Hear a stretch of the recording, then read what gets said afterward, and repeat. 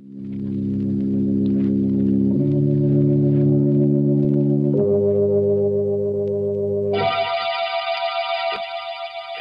Sanctum Mysteries.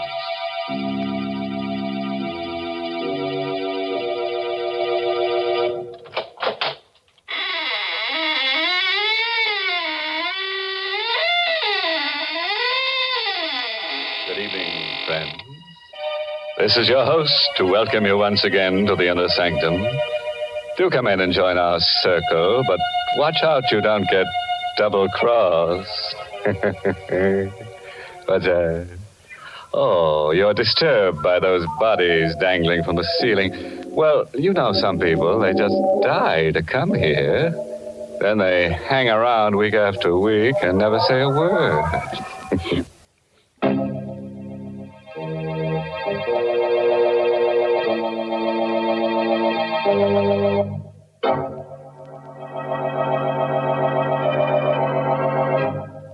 And now, friends, draw close your chairs. If there are no faint hearts among us, we'll begin tonight's tale of terror.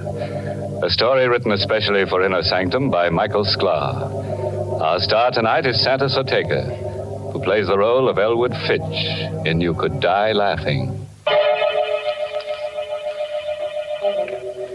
We wanted to escape our problem, to forget about it, so we went to the movies. But there was a doctor in the story, and every time he appeared on the screen, I remembered. Halfway through the picture, I couldn't sit there anymore. I nudged Catherine, and we got up and walked out. The street was cold and dark and empty. Elwood, what do you want to do now? I just want to go back home. All right, dear. Get in the car. Elwood, I want to talk to you. All right, there's time for that.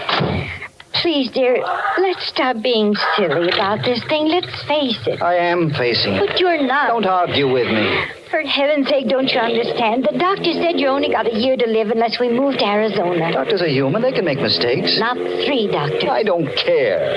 Oh, why are you so stubborn? Why are you so dead set against Arizona? You ought to know why, Catherine. Me? Yes, you. Because of me? Yes.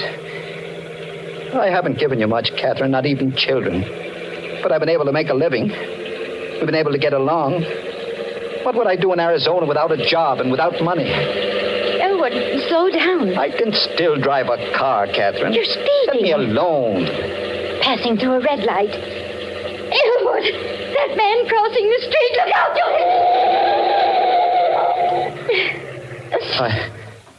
Catherine. Did I? Yes. He's lying on the ground. Good Lord. He walked in front of the car. Well, we've got to help him. Is he? He's dead. Oh, what? I didn't mean to do it. I couldn't help it. It happened so fast. Better call the police. Police? Well, you said he's dead. The police? Catherine, there's no one but us on the street. Nobody else saw it happen. Well, what difference does that make? Get back in the car. Elwood, are you suggesting I was speeding. I passed a red light. And now this. They'll arrest me. They'll put me on trial for manslaughter. But my... He's dead, isn't he? We can't help him. It won't do me any good if I go to jail. But running away, leaving the body... Catherine, we've got enough troubles without this. We're going to get into the car and drive straight to the garage. I've got a year to live. And I'm not going to spend it in prison.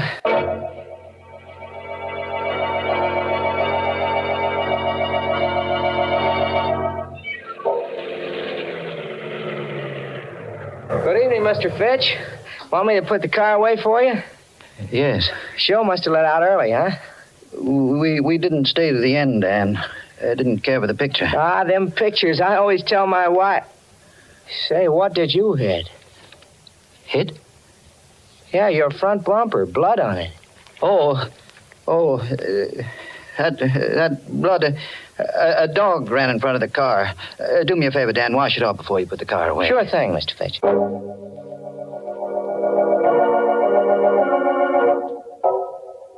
I didn't sleep well that night. Bad dreams, all mixed up. About doctors. But they all looked like the man lying on the street. And their faces were covered with blood. I woke up exhausted. Breakfast is on the table, Elwood. Just a moment. That newspaper can wait. Your toast is getting cold. Oh, here it is. What are you looking for? The story. You mean last night? It's in the newspaper? Listen to this. Stenger, victim of hit-and-run driver. The body of Augie Stenger, underworld character, was discovered early this morning at the intersection of Broad and Main Streets. Police believe Stenger was the victim of a hit-and-run driver. The front door. Yes. Do you think it's the police? I don't know. Get a grip on yourself. I'll see who it is. Morning. You, Mr. Fitch? Yes. What can I do for you? I don't like to talk business on the front doorstep. Business? It's about last night, that accident. What accident? Don't try to act innocent.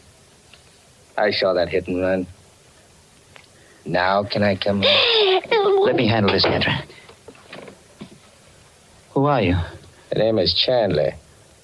I was sitting in my car last night at Broad and Main Street. I saw the accident and I followed you home. Thought I ought to talk to you about it this morning. What do you want?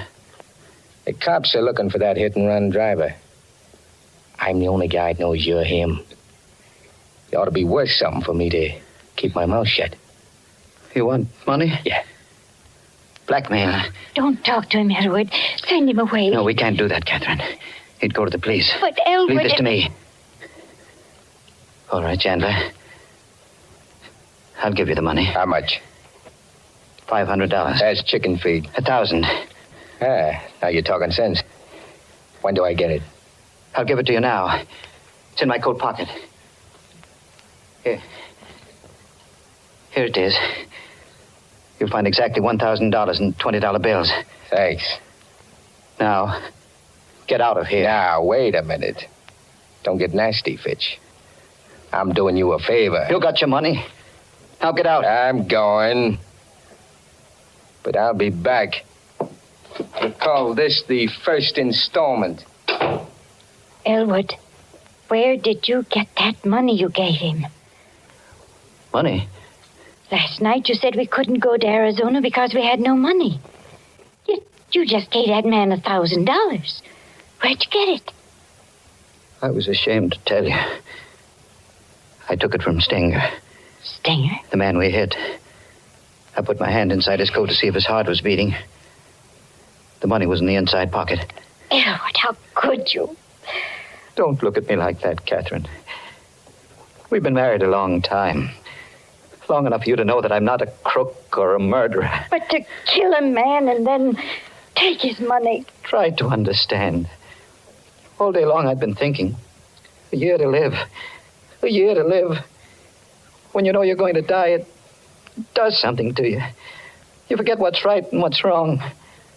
I thought, with that $1,000 and the few hundred we've got in the bank, I thought we might be able to go to Arizona after all.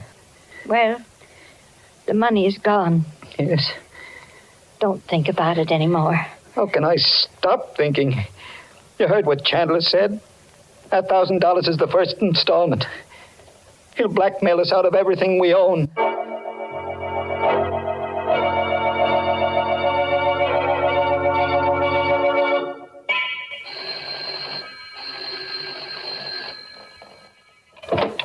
Chandler. Shut the door, quick.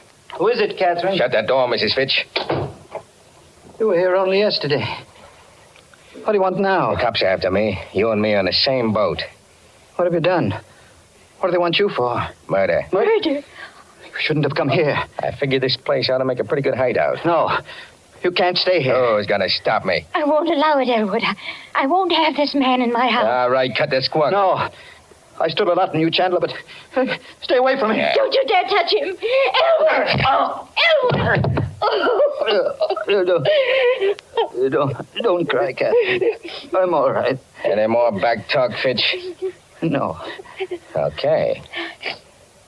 I'm moving in.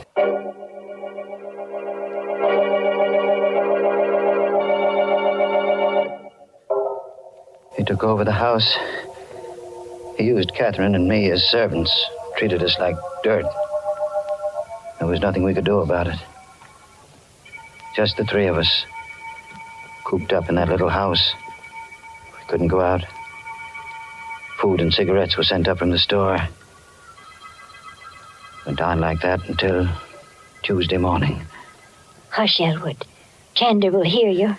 He can't. He's in the bedroom. You're going to give yourself up? I can't stand this anymore. I can't stand it. Well, do what you think is best, darling. I've made up my mind. Rather than put up with that man, I'd prefer to go to prison. I'll call the police right now. Hello, operator. Get me police headquarters. Got a pal at headquarters, Fitch? Chandler, don't point that gun at me. Cancel that call. Oh, all right. Hello, operator. Operator. Never mind that call to police headquarters. No, nothing's wrong. I just made a mistake. Thank you. You made your last mistake, Fitch.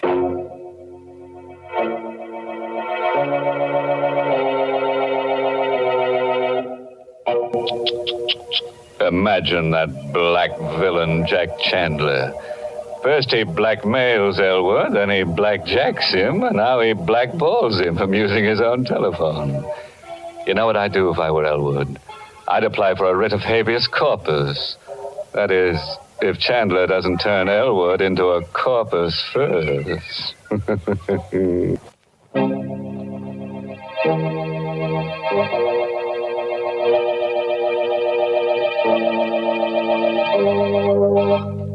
Now, friends, let's get back to those lovely people, Jack Chandler and Elwood Fitch. Chandler the murderer and Elwood the hit-and-run driver. Yeah, it's quite a pair. Together they make a full house. A moment ago, Elwood tried to give himself up to the police, but Chandler caught him at the telephone. So, you were gonna double-cross me, huh? No, I was only going to tell the police about myself. What do you suppose would happen to me when the cops came for you? I ought to kill you right now. Oh, no. You shut up. First thing I'm gonna do is pull out that phone so you don't make no more calls to headquarters. Yeah, that settles the phone. Now stand up. What are you going to... The door. Can you see who it is through the window, Fitch? Yes. Take a look.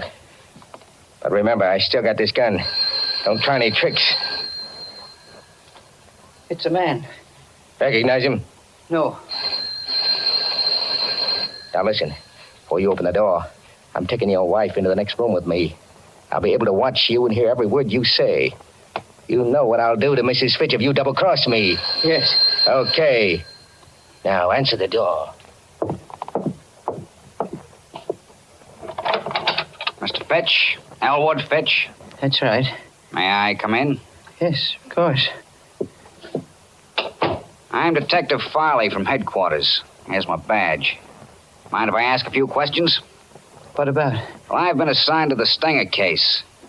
Familiar with it? I read about it in the newspaper.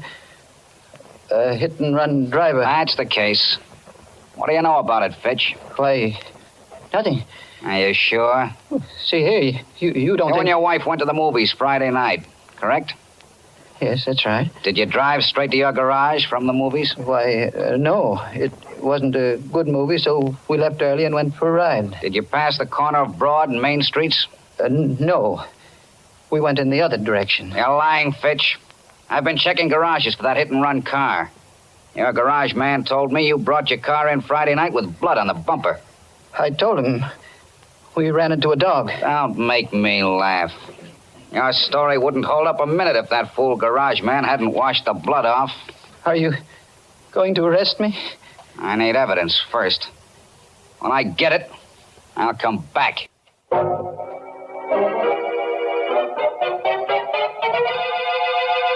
Blood on the bumper. That cop is wise to you, Fitch. He said he'd be back. Sure. He'll be snooping around looking for proof. Yeah, this is one heck of a hideout. I'm leaving. You're going away? Glad of that, ain't you? Well, you got nothing to celebrate. What do you mean? I need time, plenty of time to get away from the city. I'm not going to leave you here to squeal to the cops as soon as I'm out of the door. We wouldn't tell the police. Yeah, I'm going to make sure you don't. I got one murder rap on me already. It might as well be 3. 3? Elwood, he means... Listen, Chandler, I swear we won't tell. Why should we? Remember what you said. We're both in the same boat. The police are after me, too. You tried to double-cross me once before. I ain't taking any chances. Please. There's no use begging. It won't do no good. When are you going to do it? Before I go. Sometime after dark.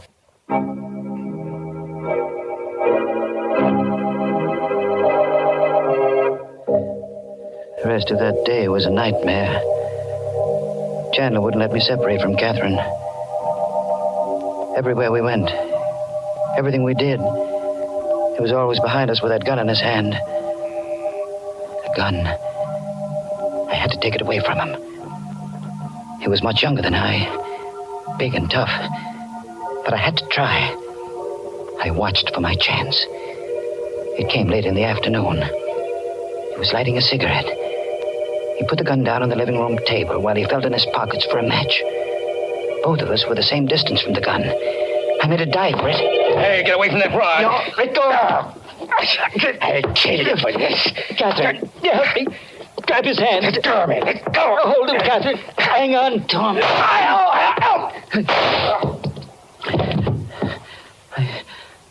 He's dead. I had to shoot him. I had to. Now what will we do? I don't know. What would he do if the positions were reversed? Call the police. No. The money. The money I gave him. The $1,000 I took from Stenger. He still got it. It's ours again, Catherine. We're going to Arizona. Arizona? Don't you see? It's just like it was before he came. We'll take the money and we'll go to Arizona. But his body... He's a murderer, he said so himself. We'll put the body into the car, drive out to the suburbs, and leave it on the highway. The police will think it was just another gangster murder.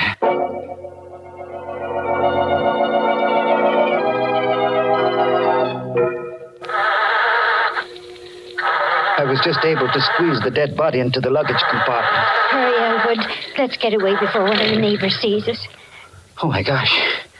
Now what's the matter? The gasoline gauge. It's almost empty. We'll have to stop at the garage.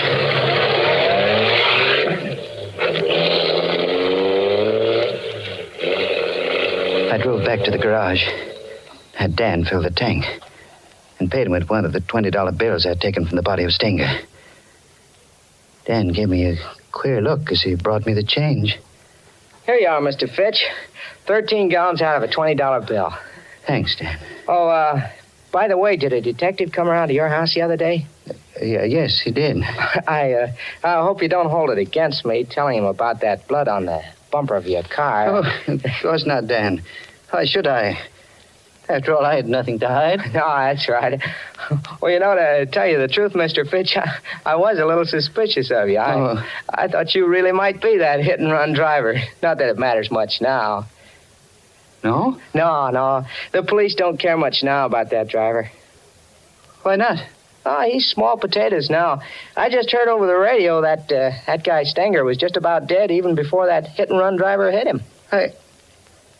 How could that be? Well, the way the radio explained it, Stenger was shot in the back, and he staggered out into the street, and then the car hit him. But you said he wasn't killed by the car. Yeah, that's right. The coroner's inquest showed that he died of a bullet wound. He'd been murdered.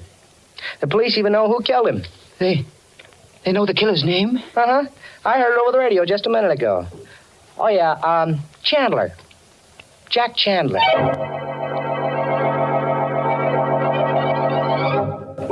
I don't remember driving away from the garage. It kept going around in my brain. Chandler had murdered Stenger.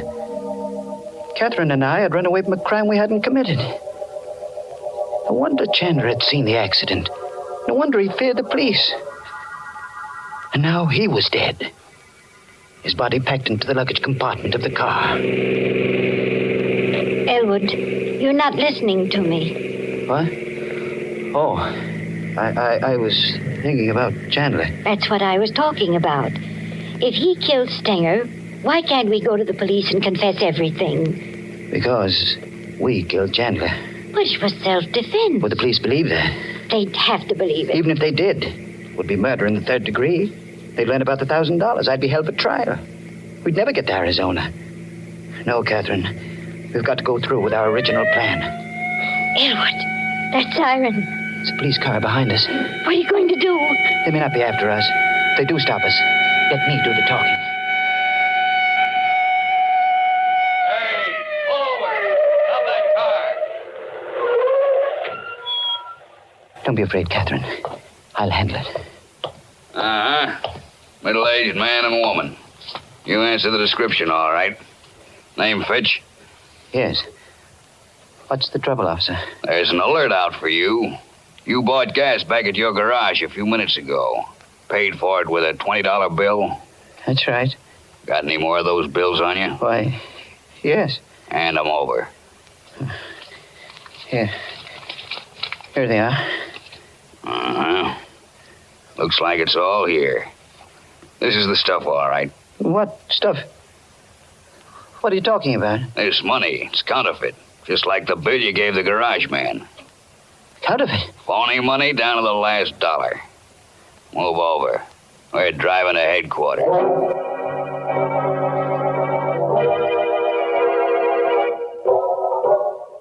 Well, that's the story, Detective Farley. You'll find Chandler's body in the back of my car. Willing to put your signature to this confession, Mr. Fitch? Yes, I'll sign it. Oh, you could have saved yourself a lot of grief. I knew you were the hit-and-run driver when I came around to your house. But I needed the proof, and you gave it to me when you broke one of these phony $20 bills. Well, did you know then about the money? Sure. Stinger had a long record as a counterfeiter. His girl told us he was carrying $1,000 in bad money the night he was killed. Naturally, when we didn't find the money on his body, we knew it had been taken by the hit-and-run driver. And the blood on the bumper of your car was the giveaway. Well, now that you've caught me, what's going to happen to me? Well, depends on the jury. You might get 20 years. Might get life imprisonment. You might even get acquitted.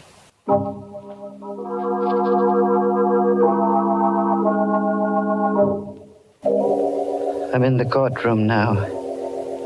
Catherine beside me, waiting for the decision. The jury just filed in. The judge has asked if they reached a verdict. The foreman of the jury is rising to his feet. Your Honor, we find the defendants not guilty.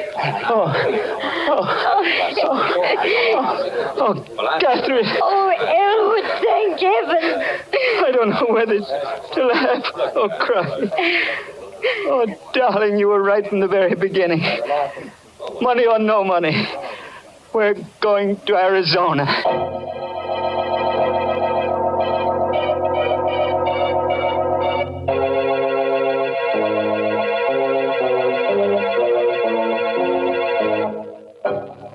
Well, fooled you that time, friend. Slipped you a happy ending when you weren't set for it.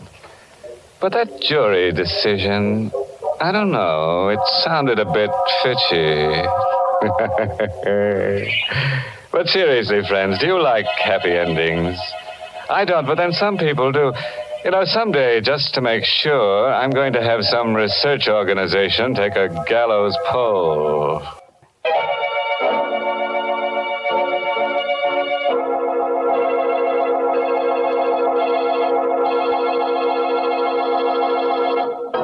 A parting word of advice, friends, drawn from the experiences of Elwood Fitch. If your wife wants you to take a trip, don't argue. No, don't protest. Simply bash her on the head and deliver her to the police. You can always say she tripped. And next week, we'll bring you another Inner Sanctum story directed by Hyman Brown and called Screams in the Night. Of course, there'll be lots of screams. The kind you like. Blood-curdling. And there's the usual triangle. A man, his wife, and another girl. But the joker is, he who grasps best, gasps last. Don't get it? And for the details, better be listening to Inner Sanctum next week. Until then, good night. Pleasant dreams.